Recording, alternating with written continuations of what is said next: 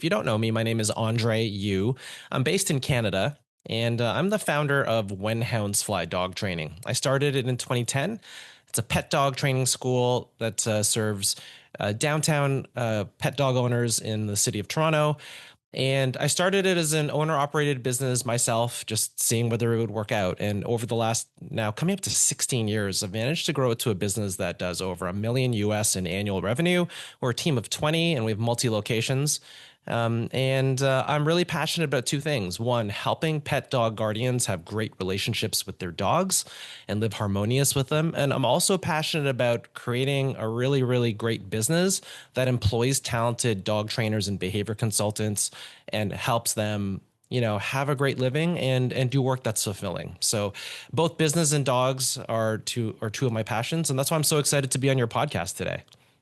Oh, it's going to be a good one, isn't it? Yeah. I want to, if we can, take this back to the start, go back to 2010.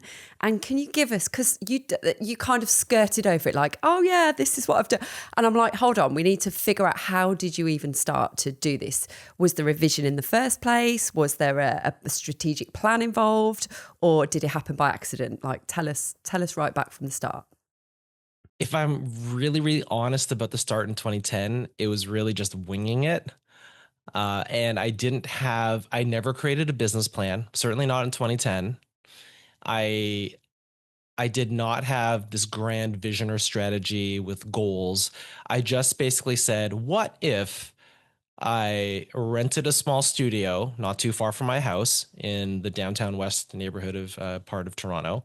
What if I decided to start offering puppy classes and foundation skills training classes to the community? What if I offered private lessons to the community? And I was just curious to see what would happen. Now, I did have a belief, though, that there was an underlying need that was not being met for pet dog guardians in Toronto. So I felt there was an opportunity. Specifically, even in 2010, pet dog training services in Toronto were very, very much cottage industry type businesses.